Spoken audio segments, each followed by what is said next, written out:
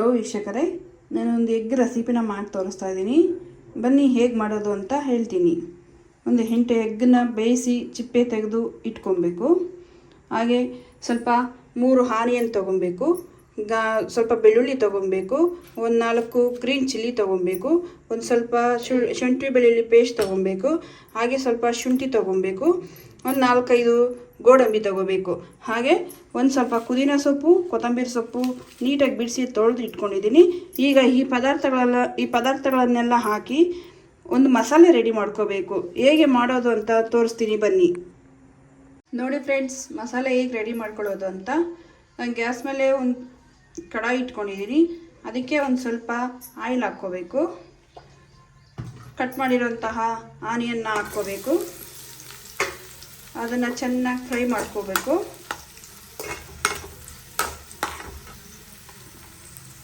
ಸ್ವಲ್ಪ golden colour ಬರೋವರೆಗೂ ಸ್ವಲ್ಪ ಫ್ರೈ ಮಾಡ್ಕೋಬೇಕು. ಇದಕ್ಕೆ ಬೆಳ್ಳುಳ್ಳಿ ಹಾಕ್ಕೋಬೇಕು. 4 ಚಿಲ್ಲಿ ಇಟ್ಕೊಂಡಿದ್ದಲ್ಲ ಅದು ಹಾಕ್ಕೋಬೇಕು.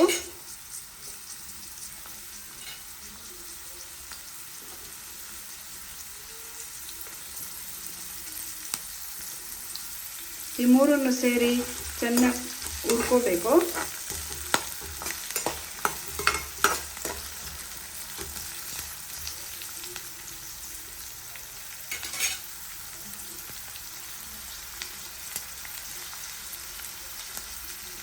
ನೋಡಿ, ಇನ್ನೂ ಗೋಲ್ಡ್ ಕಲರ್ ಆಗಿಲ್ಲ. ಇನ್ನು ಸ್ವಲ್ಪ ಗೋಲ್ಡ್ ಕಲರ್ ಬರೋವರೆಗೂ ಹುರ್ಕೋಬೇಕು.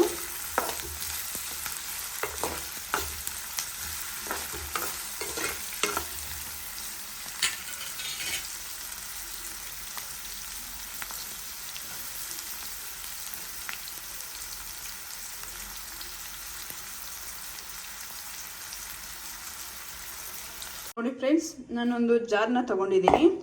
ಅದಕ್ಕೆ ಈಗ ನಾವು ಹುರಿದಿಟ್ಕೊಂಡಿರೋಂತಹ ಆನಿಯನ್ನ ಹಾಕಬೇಕು. ಕಟ್ ಮಾಡಿಟ್ಕೊಂಡಿರೋಂತಹ ಶುಂಠಿನ ಹಾಕಬೇಕು. ಗೋಡಂಬಿ 5-6 ಗೋಡಂಬಿನ ಹಾಕಬೇಕು. ಹಾಗೆ ತೊಳೆದಿಟ್ಕೊಂಡಿರುವಂತಹ ಪುದೀನ ಕೊತ್ತಂಬರಿ ಸೊಪ್ಪನ್ನು ಹಾಕ್ಕೊಬೇಕು.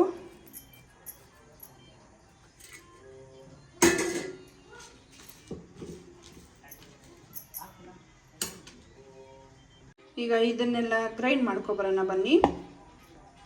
ನೋಡಿ ಫ್ರೆಂಡ್, ಮಸಾಲೆ ರೆಡಿ ಆಗಿದೆ. ಹಾಗೆ ಆವಾಗಲೇ ಬೇಯಿಸಿಟ್ಕೊಂಡಂತಹ ಎಗ್ ಕಟ್ ಮಾಡಿ ಇಟ್ಕೊಂಡಿದ್ದೀನಿ. ಈಗ ಎಗ್ ಕರಿ ಹೇಗೆ ಮಾಡೋದು ಅಂತ ತೋರಿಸ್ತೀನಿ ಬನ್ನಿ. ಫ್ಯಾನ್ ಇಟ್ಕೋಬೇಕು. ಅದಕ್ಕೆ ಒಂದು ಸ್ವಲ್ಪ ಆಯಿಲ್ ಹಾಕ್ಕೋಬೇಕು.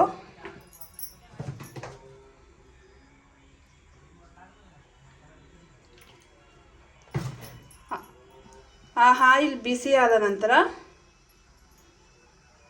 ಕಟ್ ಮಾಡಿ ಇಟ್ಕೊಂಡಂತಹ ಒಂಚೂರು ಆನಿಯನ್ ಹಾಕ್ಕೋಬೇಕು.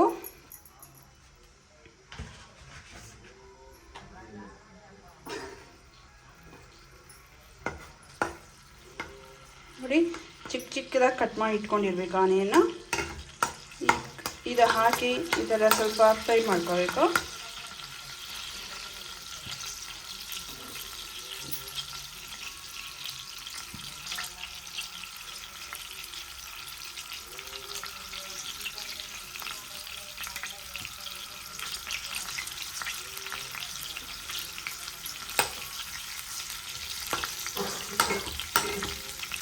ನೋಡಿ, ಫ್ರೈ ಆಗ್ತಾ ಇದೆ. ಇದಕ್ಕೆ ಒಂದು ಸ್ವಲ್ಪ ಜೀರಿಗೆ ಸೇರಿಸ್ಕೊಬೇಕು. ಅದು ಈ ಥರ ಫ್ರೈ ಮಾಡ್ಕೋಬೇಕು. ಹಾಗೆ ಹಸಿ ಕಬೇವಿನ ಸೊಪ್ಪು ಸ್ವಲ್ಪ ಹಾಕ್ಕೊಬೇಕು.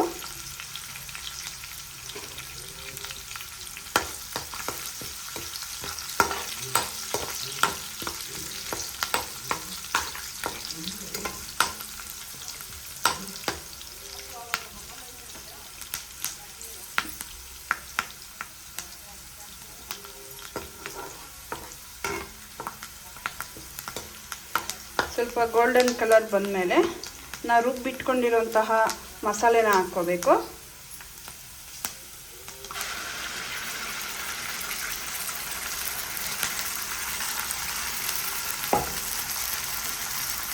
ಹಾಕೊಂಡು ಈ ಥರ ಚೆನ್ನಾಗಿ ಫ್ರೈ ಮಾಡ್ಕೋಬೇಕು.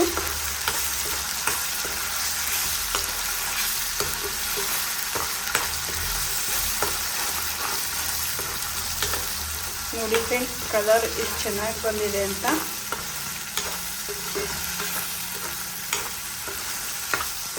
ಈ ಥರ ಫ್ರೈ ಮಾಡ್ಕೊತಾ ಇರಬೇಕು, ಇಲ್ಲಾಂದರೆ ಕೆಳಗಡೆ ಅಡಿ ಅಂಟ್ಬಿಡುತ್ತೆ.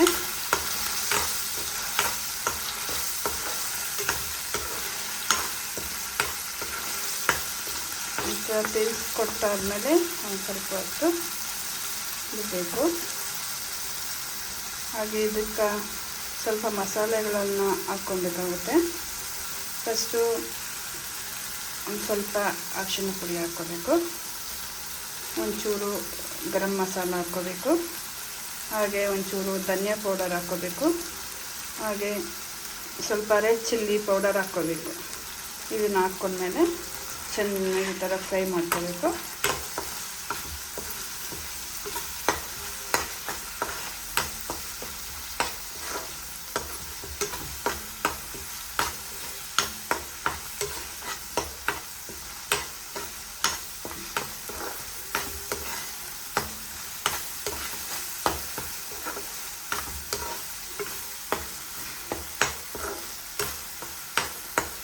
ನೋಡಿ ಫ್ರೆಂಡ್ಸ್, ಈ ಥರ ಫ್ರೈ ಆದಮೇಲೆ ಆಯಿಲ್ ಇದೆಯಲ್ಲ, ಆಯಿಲ್ ಸ್ವಲ್ಪ ಮೇಲಕ್ಕೆ ಹೇಳಬೇಕು, ಅನ್ನೋವರೆಗೂ ನಾವು ಈ ಥರ ಫ್ರೈ ಮಾಡ್ಕೋಬೇಕಾಗುತ್ತೆ.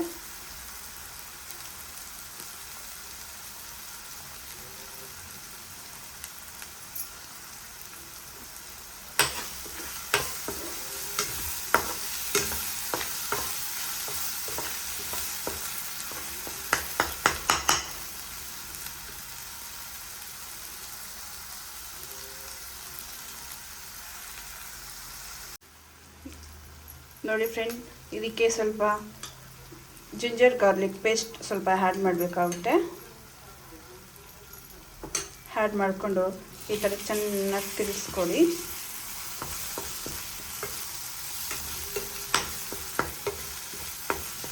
ಕೊಟ್ಟಿದ್ದಾದಮೇಲೆ ರುಚಿಗೆ ತಕ್ಕಷ್ಟು ಉಪ್ಪನ್ನು ಸೇರಿಸ್ಕೋಬೇಕಾಗುತ್ತೆ.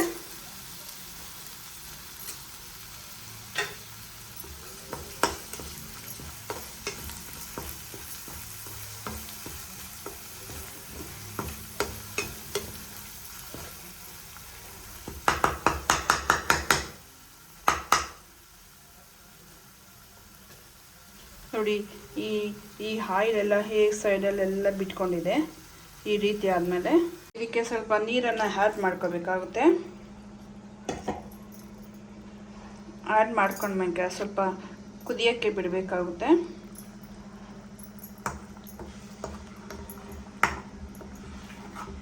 ಈ ರೀತಿ ತಿರುಗಿಸ್ಕೊಡಿ.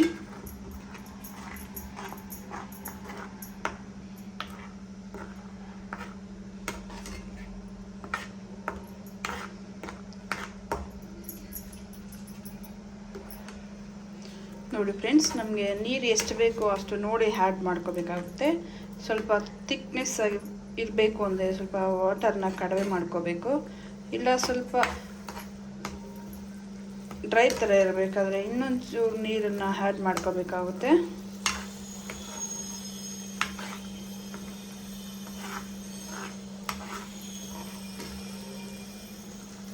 ನೋಡಿ ಫ್ರೆಂಡ್ಸ್, ಈ ಥರ ಕರಿನ ರೆಡಿ ಮಾಡಿದ್ರೆ ಮುದ್ದೆಗೆ, ಚಪಾತಿಗೆ ತುಂಬಾ ಸಖತ್ತಾಗಿರುತ್ತೆ. ಕುದೀತಾ ಇದೆ.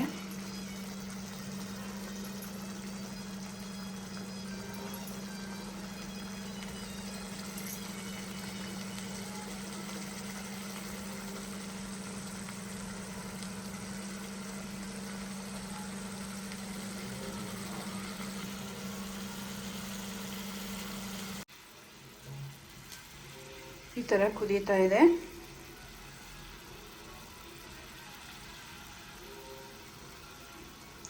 ಘಮ ಘಮ ಅಂತ ಸ್ಮೆಲ್ ಬರ್ತಾ ಇದೆ ಫ್ರೆಂಡ್ಸ್. ಈಗ ಕಟ್ ಮಾಡಿಟ್ಟಿರುವಂತಹ ಈ ಎಗ್ಗನ್ನು ಸೇರಿಸ್ಬೇಕಾಗುತ್ತೆ. ಸೇರಿಸಿದ್ದಾದಮೇಲೆ ಈ ಥರ ಫ್ರೈ ಈ ಥರ ತಿರ್ಸ್ಕೊಳ್ಬೇಕು.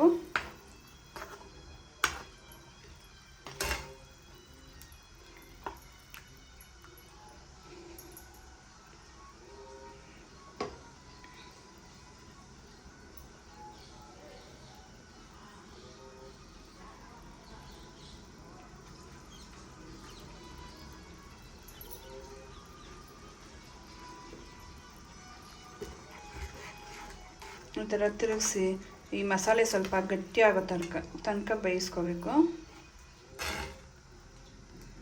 ನೋಡಿ ಫ್ರೆಂಡ್ಸ್, ತಿಕ್ನೆಸ್ಸು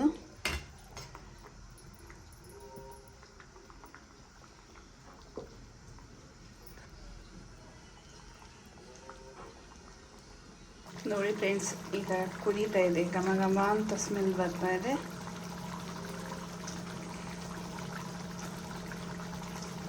ನೋಡಿ ಈ ಥರ ತಿರುಗಿಸ್ಕೊಡಿ.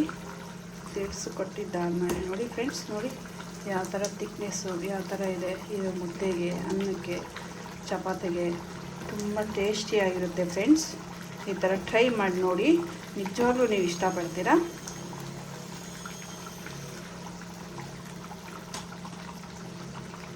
ಈಗ ರೆಡಿ ಆಗಿದೆ ಫ್ರೆಂಡ್ಸ್. ಲಾಸ್ಟಲ್ಲಿ ಕೊತ್ತಂಬರಿ ಸೊಪ್ಪು ಸ್ವಲ್ಪ ಕಟ್ ಮಾಡಿ ಇಟ್ಕೊಂಡಿರ್ತೀನಲ್ಲ, ಅದನ್ನೆಲ್ಲ ಹಾಕಿ ಈ ಥರ ಲಾಸ್ಟ್ ಟಚ್ ಕೊಡಿ. ಕಟ್ಟು ಗ್ಯಾಸ್ನ ಆಫ್ ಮಾಡ್ಕೊಳ್ಳಿ. ನೋಡಿ ಫ್ರೆಂಡ್ಸ್, ಇದನ್ನು ಟೇಸ್ಟ್ ಮಾಡಿ ನೋಡಿ ಹೇಗಿದೆ ಅಂತ ತಿಳಿಸಿ ಫ್ರೆಂಡ್ಸ್.